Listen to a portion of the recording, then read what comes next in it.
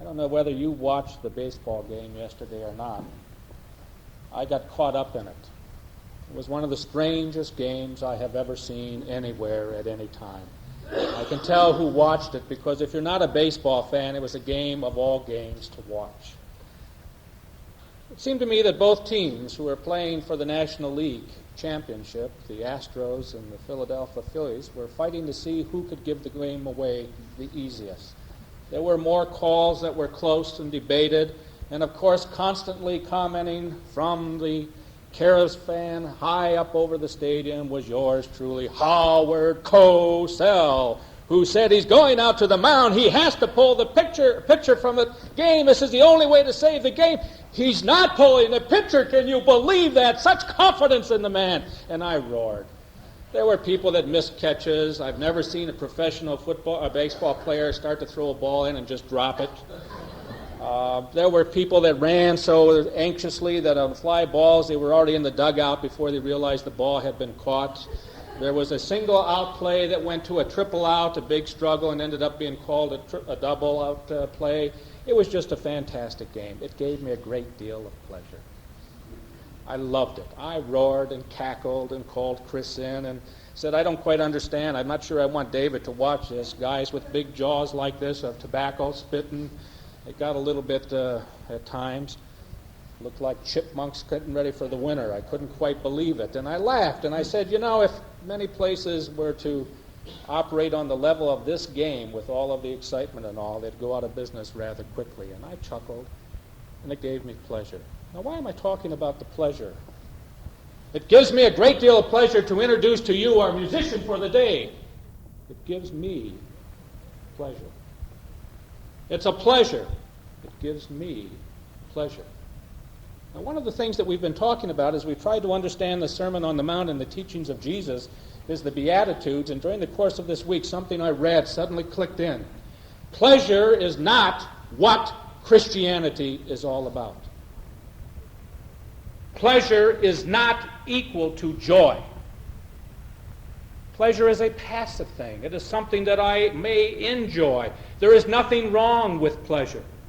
There are many things in life that are very pleasing and pleasurable. Relationships, meetings that challenge and stimulate, school opportunities, service opportunities, all of the things that make life something a little extra special. But they are not the same as the joys of the Beatitude. Jesus would never say, pleasurable are the meek. Jesus would never say, it's a pleasure to be merciful. Jesus would never say, it's a pleasure to be mourning. Those are not the things of Jesus because those are passive things coming towards us. Jesus talked more about the joy, the active force in life, that kind of joy which transcends the momentary pleasures, that transcends even the long-term pleasures. It gives a vitalization to life that cannot be found in just sitting back and watching it go by. Next week, as part of our reflections, we're going to talk about what it means to be a professional Christian. You may be surprised about professional and what the meaning of professional actually is. We're going to talk about what churches seem to be wanting. Some of you read last week in Time magazine where more and more and more the, quote, successful churches are those churches which deal with pop psychology, gimmicks, entertainment, that bring pleasure to those who are sitting and witnessing. And we're going to challenge you to once again think in a special way about the teachings of Jesus that is interested not so much in the pleasures of life, but the joys, the vibrancy, the happiness, the outreach, the challenge, the things that make you bubble and do things differently than you've ever done them before. And then you see that as the kind of core root value of the Sermon on the Mount, you begin to understand what the Beatitudes are all about. For even in your misery, there can be a joy that helps to transcend. Even when you're down, as you reach out to others, you begin to see outside of your own narrow view. had an opportunity yesterday of attending a workshop on stress. And there are several factors that people are asked to go through and to try to determine whether they are in a stressful situation or not. There are many charts, there are many ways to do this. And as they went down through, they talked about sleep. Do you list sleep? Sometimes, often, never, seldom. Do you find yourself irritable? Sometimes, often, never, seldom. Do you smoke cigarettes? Do you find yourself fatigued after a night's sleep? And they're going through a whole list of those things. Do you find that you are having headaches, backaches, muscle aches? Seldom, frequently. And when you get through, you have a pretty nice pattern of where the stresses are in your individual lives. And then on the flip side of this stressful understanding of where you are now, and it changes day by day, week by week, month by month, there are a number of things that you can do. This was a secular group, but the first thing was prayer. But the thing that I was interested in is there were a whole host of things, meditation and relaxation and exercise and things like that. One of the things that was stressed is get outside of yourself and do things for others. That is so biblical that I want to emphasize it as we begin our sermon today. If you sit around saying what's going wrong and what can be done for me, you will find yourself increasing your stress load to the point of almost breaking. Nobody can handle that kind of stress. But if you reverse it and begin to be active in the lives of others and get outside of yourself to look towards others, you begin to break down the patterns of stress. And you move the question from what gives me pleasure to the joys of life. Well, let there be joy, in the best sense of the word. Okay, we've got a Bible in the pew. Let's open it up to the 5th chapter. I think we're about on verse 21. This whole next series of things in the Sermon on the Mount have something that I think we need to pause and reflect on. A few weeks ago, in listening to Elie Wiesel, who was speaking a survival of Auschwitz and several other concentration camps, on the theme after Auschwitz, Elie Wiesel said, I'm not sure we're after Auschwitz. I think it's very true that Auschwitz is still with us in many, many different forms. But he said one of the things that he reflected upon as he went through the experience and has tried to understand the experience as a Christian concept, Wiesel is a Jew, that Christians don't take very seriously, and that is the importance of the Word. Within Christian theology itself, the Word has a tremendous significance, and those of you out of Lutheran background know exactly what I'm talking about, because the Word is exactly what they hold on to in terms of worship. Within the Gospel of John, Jesus is called the Word. And the Word became flesh. And within the teachings of Jesus, there is a constant reminder that what a man thinks in his heart and in his mind is what he becomes. We put a lot of emphasis upon how you act. We don't think enough upon what's going on up here. And Wiesel said if you read the materials of the pre-Nazi period, the Word became flesh. For the writings before Hitler ever came to power spelled out exactly the program that was to be developed. He challenged me. I went back and spent several hours in my library going through books that I had and had collected, many of them theological books dealing with the period in Germany prior to the Hitler period, written by Germans themselves. And the struggle at that point was precisely over the kinds of questions that are to be found in the Holocaust and the Nazi period. Questions which were raised and tried attempts to answer them in a whole variety of ways prior to the actual event. Jesus emphasizes over and over and over again that while the actions are the things that you really judge, the thought pattern sets the action. Most of our sins are carefully preconceived. We'd like to think we don't have that. We'd like to think we fell into it, it sort of happened to us and all that. It's not true. We know exactly what we're doing and what we're getting into. We are working out the thought patterns that are already a part of our lives. Therefore, when we talk about young people and children being in church and helping to set thought patterns, it is far more important than a lot of us like to recognize. For what they are learning and what they are seeing and what they are studying and what they are understanding in their church school and their Sunday school program and in church itself over and over again is absolutely a challenge to each of them to develop thought patterns that will hold them throughout the rest of their lives. By the time that somebody is at the age of 2, 50% of what they believe about themselves is already formulated. By the age of 2. By the time somebody is 14 or 15, they're always considering themselves a failure. All of the negative influences of life have come to bear upon them, and they have conceived of themselves as a failure. And it becomes, after that, the kind of control of failure that builds into much of what goes wrong in our lives. We expect to fail, and when we do, we say, you see, I knew I couldn't do it. Part of what we need to do is stimulate within our young people the idea that how they think and what they think about themselves not only changes their lives when they're young, but begins to change it as they grow older.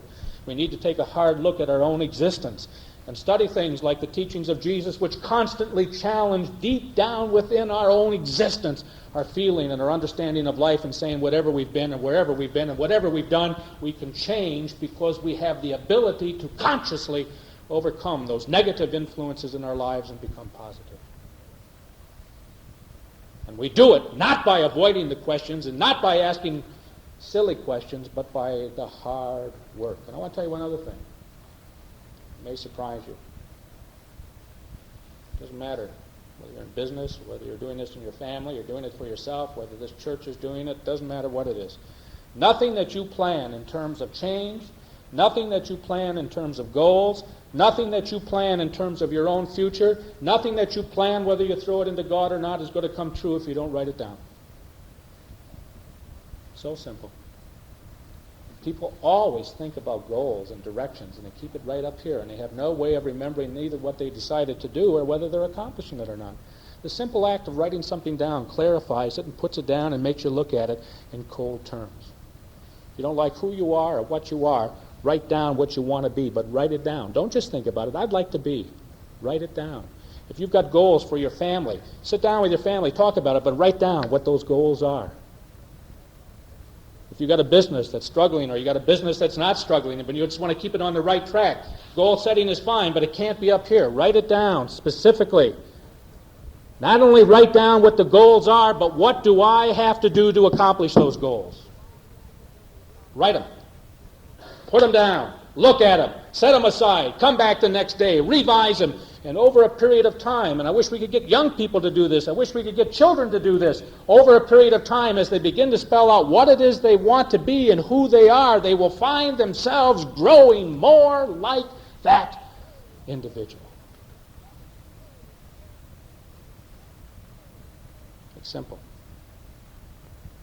It's just tough to do it and force yourself to do it. I hope in the weeks ahead, as the church makes some major decisions about its future, it will begin to write down what kind of a church it is, which is why I asked you to do it on that first time, and what kinds of goals we really want, and what are we willing to put into it as we take a hard look. Now, the importance of the Word is that the Word ultimately is acted out. If I set a tone, if I set a tone in my mind, if I set a tone in my heart, if I set a tone as to who and what I am, inside here, it begins to operate even though I may consciously want to deny it.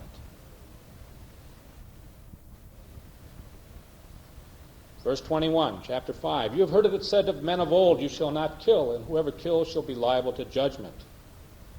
But I say to you that everyone who is angry with his brother shall be liable to judgment. Whoever insults his brother shall be liable to the council, and whoever says, you fool, shall be liable to the hell of fire. So if you're offering your gift at the altar and there remember that your brother has something against you, leave your gift therefore before the altar and go. First be reconciled to your brother, and then come and bring your gift. Make friends quickly with your accuser while you are going with him to court, lest your accuser hand you over to the judge, and the judge to the guard, and you be put in prison. Truly I say to you, you will never get out till you have paid the last penny. You've heard it said, verse 21, by the men of old, reading the biblical record, you shall not kill. We've talked about the Ten Commandments, and I think it's important to recognize here that Jesus is quoting from the Ten Commandments. There the word literally is murder. And it's a very difficult distinction to make between killing and murder. Is all killing murder? In one sense it is. But murder has the word as part of its consciousness. Murder has a predetermination as part of its consciousness. We distinguish between manslaughter. We distinguish between the horrible automobile accident where somebody, for whatever reason, causes the death of another, and the premeditated, conscious murder.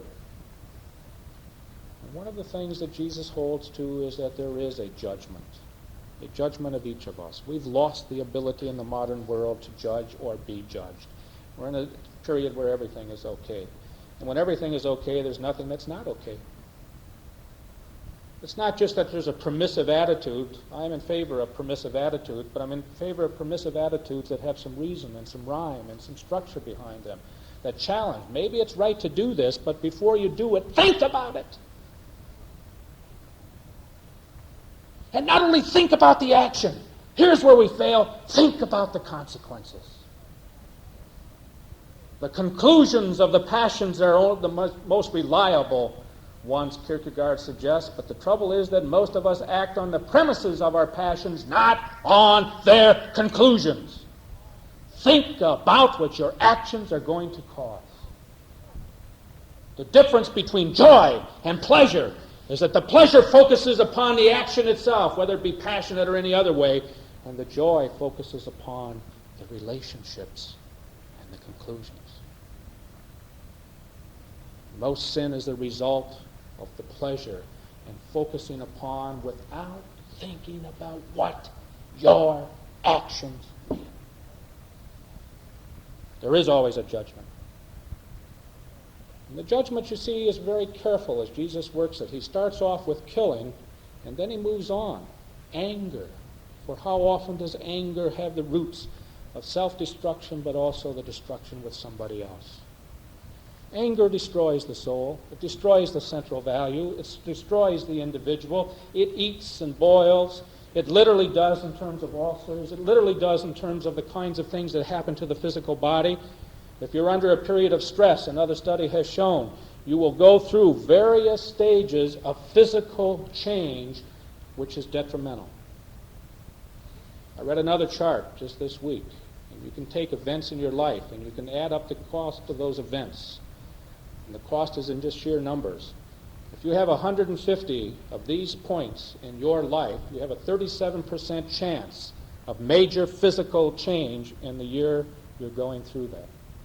If you have 150 to 300, you have about a 67%. And if you have over 300 of these stressful factors in your life, 87 people out of 100 with that rate go through physical deterioration and change.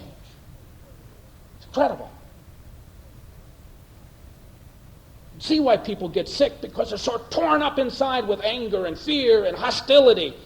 That's where the self-destruction comes in. You destroy yourself. Aside from the relationships you also destroy. Aside from the ability to be effective and to live the life that you want to live, aside from the ability to be joyful and stimulating and all that, you destroy deep down within yourself your own existence. Therefore, somebody who's anger, there's judgment there as well.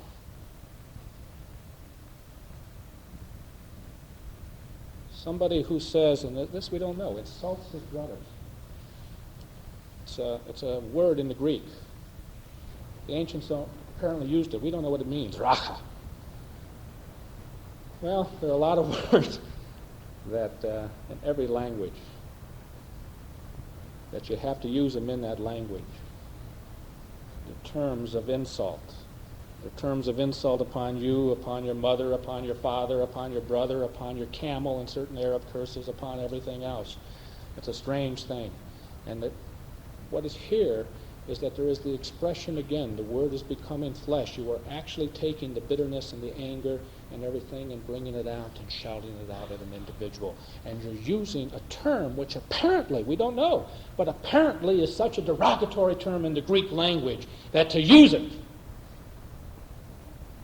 is the highest of insults that you could do. Whoever says, "You fool," which is an attack upon the total being of the individual, is in danger of Gehenna. Now you see here, I want to come back to the hellfire there in just a moment, but you can see here that there is a destructive kind of a thing that is active in the Word. The Word begins to work through. You call somebody a fool, you call somebody in anger, you call them nasty names, you insult them, you begin to get to a relationship, and finally it ends up with murder.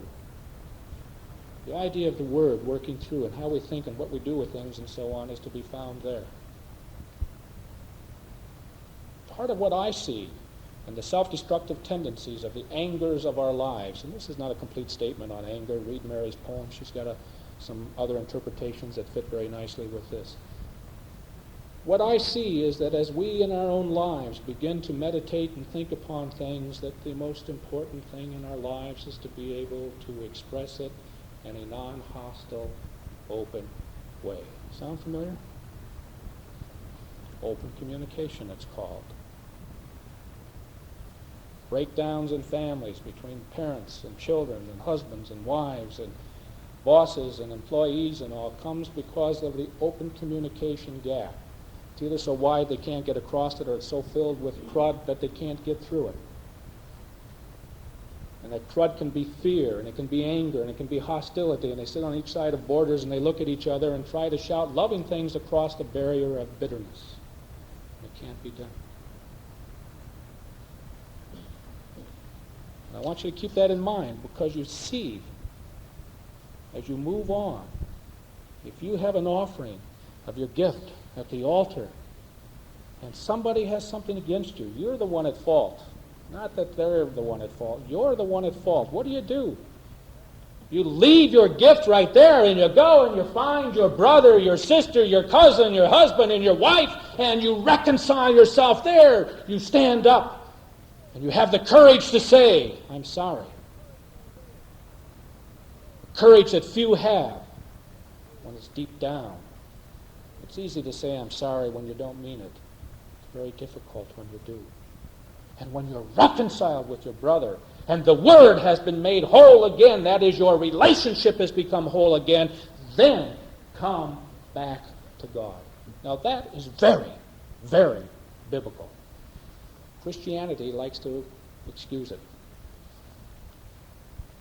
We saw Zorba the Greek a few months ago in a stage play. And those of you who are familiar with Zorba the Greek remember that there's this constant struggle going on. Zorba is one of the great heroes because he's not really the nicest guy in the world, but he's lovable. Everybody loves a scamp. Nobody loves a saint. And he's a scamp. He's a scoundrel, but he's a lovable scoundrel, so people sort of like it. And in the upheavals of life and all that, there's a battle going on, and finally there's a breakdown of relationships. There's a murder that is committed. You're familiar with the story. And Zorba is leaving. And somebody says, "Do you want to meet with him?" And he said, "No, let it work it out with his God. It's his problem with God." Now that's very much what modern Christianity says. It's a cop-out. The biblical record recognizes that it's a cop-out because it's so easy to say, "God, forgive me," and never do anything differently. The real relationships of life and the teaching within the biblical record is that maybe you are constantly seeking peace and forgiveness from God, but the forgiveness from God is in a direct relationship to your seeking of peace and reconciliation and forgiveness from your fellow man, whoever or whatever they may be. Forgive us our debts, our trespasses, as we forgive the others, is exactly the relationship. God, do unto me as I do unto others. And I cannot just sort of blithely say, well, it doesn't matter, unless I have the power to reconcile with those that I have done evil against, whatever the evil. It won't happen. Now, Gehenna, hellfire, the hell of fire, various things are seen there. Those of you who have been in Jerusalem will recognize that where the Temple Mount area is, where now the El-Aqsa Mosque and the great Golden Dome Mosque are, is where the ancient temple had been built. And just to the, as you're facing that, just down over one side was a valley. It's been filled in with trash. It was called Gehenna. It was the trash place of the whole of Jerusalem. Everything that was in Jerusalem that had to be taken out and thrown away, all of the trash that the human animal produces, was taken and thrown into the fires of Gehenna. It was a constantly burning trash dump. You've all seen them. When trash is thrown in there, you get some flame, but mostly they smolder on and on and on and on. When we were in Germany, when David was a baby, when I was traveling and working throughout Germany, and Chris was there with the kids and all of that, David developed some diaper rash. And we lived not far from this kind of a dump. Fortunately, we lived upwind from it, so for the most part, the smoke went that way. Occasionally it reversed, but we had taken all of our trash up there and thrown it in too, and I had seen that it was called the county dump. Now, I did not know in German what a dump was, but there it was, Mühle. Okay? So David had this diaper rash, and I went down into town to get some ointment or something, but how do you say diaper rash in German? You know, that's a tough one. I'd already made a magnificent guess on teething. Zahne bekommen, is receiving his teeth. It turns out to be, that's the technical term. It was just a creation in my mind, but it happened to be right. But I didn't have the foggiest idea what to do with diaper rash. I looked and couldn't find anything in the dictionary, so I went in. And I put my hand down in the corner, and we got in a small German town. People came in off the streets. Here was the American Inn. Everybody knew we were there. They gathered to watch us, and I'm trying to explain what's going to go on like this. And finally, I said, in German, I have a baby. Here is redder, redder, redder. Okay? That's a pretty good definition of diaper rash, wouldn't you say? Oh, yes! So they brought out some ointment and said, put the ointment on and wrap it with Mühle. The garbage dump, I said? I couldn't understand it. It turns out that if you're really very good in German, which I'm not, there's a Mühle and Mühle. One is garbage dump and one is gauze. So what they did is they treated diaper rash on my hand. Rubbed the ointment on, put the gauze on, and I went home like this. Chris went back the other way, did it with David. It didn't work. So we just took his clothes off and put him out in the sunshine. That worked. Now, that garbage dump was constantly burning. And you've seen them like that. That's what Gehenna was. That's the hellfires that are to be mentioned here. The word is used, Gehenna. And Gehenna is this deep valley with fire and refuse and paper and all of the things of the town thrown into it, including oftentimes bodies and so on of the poor. And so to be thrown into Gehenna was to be the absolute destruction of your whole existence. So you've got a whole series of thought patterns here. Now, one last thing on this before we move on. The thought patterns that we find in this particular passage, I think, are patterns that are very important in terms of where we began this morning. One of the common human weaknesses is that we like to do things that we do well. How many of you ever studied music, a musical instrument? Yeah, okay. You always started off playing the things you played well, right? Parents would come in, that's not your new piece, I know. You play it because you knew it, you were comfortable with it. Am I right? Of course. And the thing the parents would come in and say, hey, David, you know that. That's the piece you learned 4 weeks ago. I'm sick of hearing da, da, da, da. I know, but he knows it so well. And it's not a challenge to him. One of the things That's constantly in the motivational field, whether it be in a religious motivational, whether it be in a field that is going on in your own work world or something like that, is that every single person needs to be challenged to try something that they've never tried before, to do something they've never tried to do before. To know the thrill of doing something different. It's difficult. I don't know how to do that. I don't know. I've never done that before. I don't even know where to begin. Listen, the only way this business is going to go is if you get out and knock on a few doors and sell paint. Heard that, Bob, recently? I'll bet you. We need to get out there, knock on the doors. Listen, I've got these calls. Now, these are my good customers. I think I'll go over and see them. They're comfortable.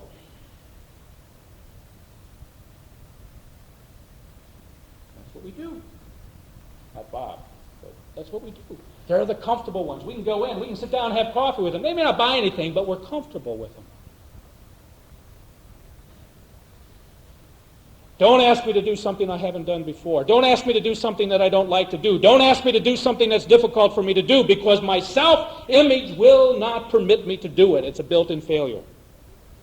But every single person that I have ever talked to who is a success in life has set one difficult task per day to accomplish, to challenge, to make them grow. A difficult task. It may be something they've never done before. It may be something that they don't particularly like to do. It may be something they want to learn to do. It's something that comes difficult, but they have set the task in their mind and said, I will make an effort to do this today, this week, whatever. Now, what does that do to you? It not only expands your horizons and opens up your potentialities in a wide range of different ways, but it begins to give you the confidence to try the impossible. The reason we don't say, I'm sorry, and because it's so difficult, is that we don't do it. The reason that we don't open ourselves up and it's so difficult is we don't do it. We don't make the effort. And because we don't make the effort, we close off more and more and more and more and more. And all of us have seen occasions in life, for one reason or another, in which people have decided that everything becomes too much of an effort, and their lives narrow down. Until there are people that can't get out of bed because it's too much of an effort. And the challenge for you in terms of your Christian life, the challenge for you in terms of your personal life, the challenge for you in terms of all that we're talking about today is to recognize that the psyche right up here, this pattern, how you think about it, how you begin to move with it, how you begin to open it, how you begin to conceive of yourself, how you write down who you are, what your talents are, what your weaknesses are, what you can do to overcome those weaknesses. As you begin to integrate that into your system and to begin to move it, you build ever-expanding horizons. And as you build ever-expanding horizons, the number of areas that you're comfortable with expand with you until you have the kind of confidence to make the effort, even if you may not always succeed. Think about yourselves and who you are and what you are and where you're going. Think about your relationships with others. If you have a broken relationship or a strained relationship or a relationship that you are responsible for and it's not working the way it ought to, stand before the altar of God and find the strength and the happiness and the joy to give you the ability to go out and to be reconciled. It begins with the thought. Whatever else the biblical record teaches us, creation began